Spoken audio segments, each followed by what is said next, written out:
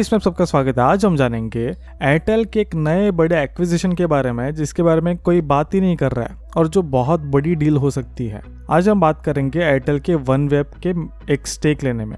काफ़ी बड़ा स्टेक खरीदा उनमें।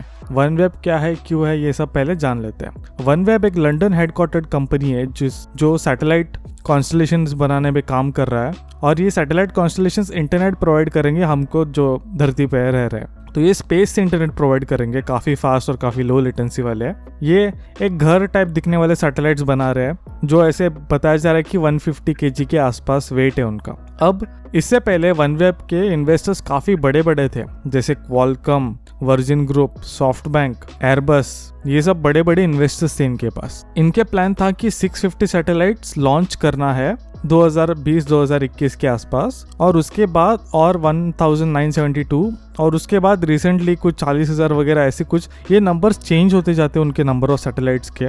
ये नंबर ऑफ सैटेलाइट बैंडविड्थ पे डिपेंडेंट है, मतलब कितने लोग यूज करेंगे उसके ऊपर। As of now 78 satellites active है ऑर्बिट में जो फाइनल वर्जन के हैं। तो OneWeb के 78 सैटेलाइट्स ऑलरेडी ऑर्बिट में लॉन्च किए गए हैं। किसने लॉन्च किया? OneWeb ने ये लॉन्च का कॉन्ट्रैक्ट मेजॉरिटी आर्यन स्पेस को दिया था। आर्यन स्पेस एक यूरोपियन कंपनी जो आर्यन 5 वगैरह अपने रॉकेट्स देके रहेंगे, तो इनके सोयूज रॉकेट के ऊपर जो रॉसकॉस्मोस के थ्रू लाइसेंस्ड है।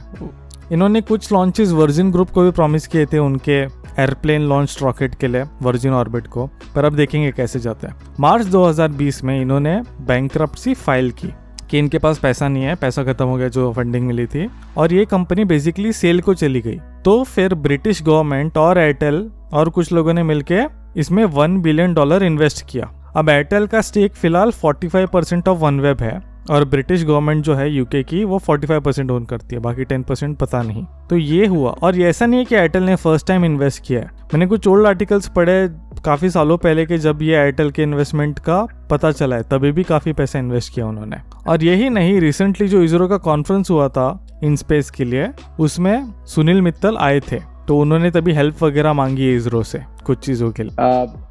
OneWeb is going to be the world's first LEO satellite constellation, flying about 648 satellites at 1,200 kilometers, covering every inch of the globe. And it is a deep desire that along with our support and cooperation from ISRO, we get our landing stations for landing rights for India, putting up 2 or 3 ground stations in north, south, and probably western part of India, and start to deliver these services in the early part of 2022, once the entire constellation is going to be up. We would have started to test by the later part of next year itself, 42 degrees north, where we will start to cover the polar, the upper northern Europe, and we would have started to test a lot of ground and user terminals. It is here we would like to see ISRO's hand and support at work to develop user terminals which cater to the needs of Indian requirements.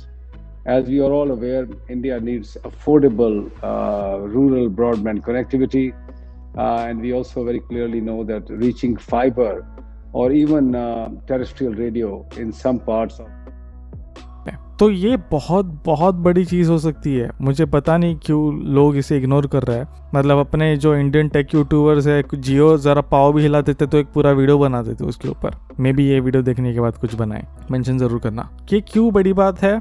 ये बड़ी बात इसलिए है क्योंकि आप समझो हम India में है, हमें कहीं भी किसी भी कोने में इंटरनेट मिल पाएगा। और इमेजिन करो आज के वर्क फ्रॉम होम जैसे सिनारियो में कोई भी गांव का आप शिफ्ट हो सकते हो, छोटा सा घर लेके आप काम करने लग सकते हो। सेम सैटेलाइट इंटरनेट स्पीड्स आपको मिलेंगे जो आपको सिटी में मिलेंगे।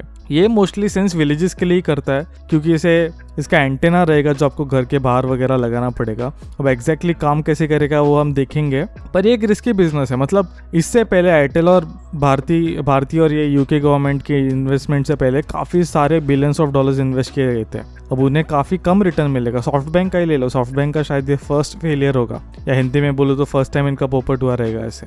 इनका सबसे बड़ा कॉम्पिटिटर होगा स्टारलिंक स्पेसएक्स का, जिन्होंने 400 से ज़्यादा सैटेलाइट्स ऑलरेडी लॉन्च कर चुके हैं उनके खुद के रॉकेट के ऊपर।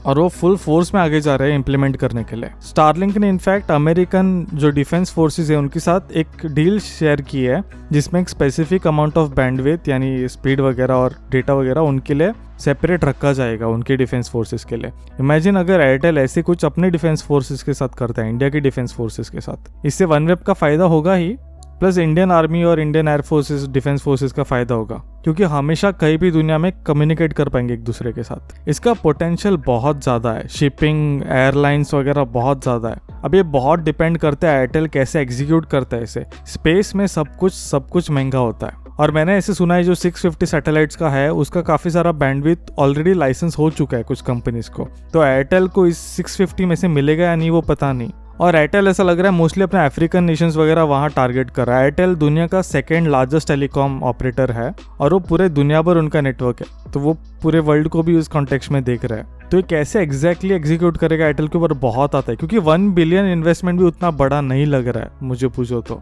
कितने सारे और सैटेलाइट्स लॉन्च कर रहे हैं उन्हें और रॉकेट सस्ते नहीं आते हैं, तो अभी कैसा जाएगा आगे देखना पड़ेगा। लॉन्च प्रोवाइडर चेंज करते हैं या क्या करते हैं। यूके गवर्नमेंट को भी अपनी मस्ती करनी है इसमें, मतलब यूके गवर्नमेंट ये प्रॉमिस करके लिया है कि इसे जीपीएस की तरह यूज़ कर सकते हैं। मतलब जब यूके यूरोप का पार्ट था तभी गैलीलियो था उनके पास, पर अभी सिंस ब्रेक्सिट की वजह से यूयू का पार्ट नहीं है, उनके पास खुद का ऐसे कोई नेविगेशन टेक्नोलॉजी नहीं है। अपना तो नाविक है या नाविक है अपने पास, तो वो बोल रहे हैं कि कुछ मॉडिफिकेशन वनवेब के सैटेलाइट्स को करेंगे और एज अ जीपीएस यूज़ करने की कैपेबिलिटी लाएंगे। अभी कितना कॉम्प्रोमाइज़ करेगा, कितना वेट बढ़ाएगा पता नहीं। तो ये काफ़ी सारे कॉम्प्लिकेशंस है। एयरटेल यूके गवर्नमेंट के साथ कैसे काम करेगी, कैसा बिजनेस होगा, काफ़ी देखना पड़ेगा, ये क्लोजली देखना पड़ेगा। और वो इतने सारे रॉकेट लॉन्चेस का पैसा कैसा अरेंज करेंगे वो भी एक देखने लायक होगा। तो देखते हैं, एंजॉय करेंगे ये जर्नी। सक्सेसफुल होती है तो अच्छा ही है, बट एक भूलना मत, स्पेस में बहुत हार्ड है सब चीज़ें। और ये भी देखने लायक होगा कि मुकेश अंबानी कोई स्टेप्स लेते हैं कि नहीं, क्योंकि अगर स्टारलिंक जैसी चीज़ कोई मेन स्ट्रीम हो जाती है